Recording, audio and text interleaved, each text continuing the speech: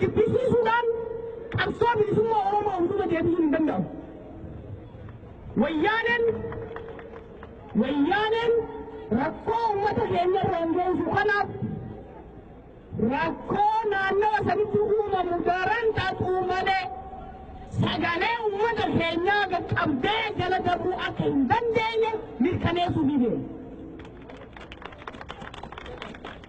Obboleeyyan keenya wareegama isaan kan baraniif nulleen hiriira tarree qabsoo bilisummaatti dagallee isaan cinaa hiriirree gumaa dhiiga isaanii baasuu qabna dargaggo. Kanaaf nuti mul'anne. Galatooma haadammaa sirnaanis obsaan turuu keessanii fi ammoo ankisan qinsisan fakkaataa dhaadannoo jenna. Qophoftanii? These young men you see there have been tortured. They have been tortured by the killer Wayane regime. These are real Oromos. They are not a computer-produced pictures.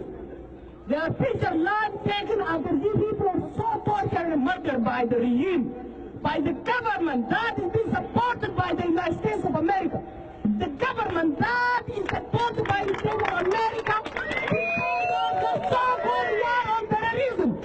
These are not terrorists. These are students. These are high school students who are not even 18. These are students who do not carry a gun. These are students who carry a pen and a tool to school. They have been tortured for what? For nothing, because they are Oromos. They are Oromos. They demanded basic freedoms. They demanded the right to go to school. They demanded the right to be alive. And they paid with their life. Their sacrifice is the continuation sacrifice the Oromos have been paying for the past 5-6 decades. Operation killing, murder of Oromo people by successive Abyssinian regimes will never stop the march for freedom.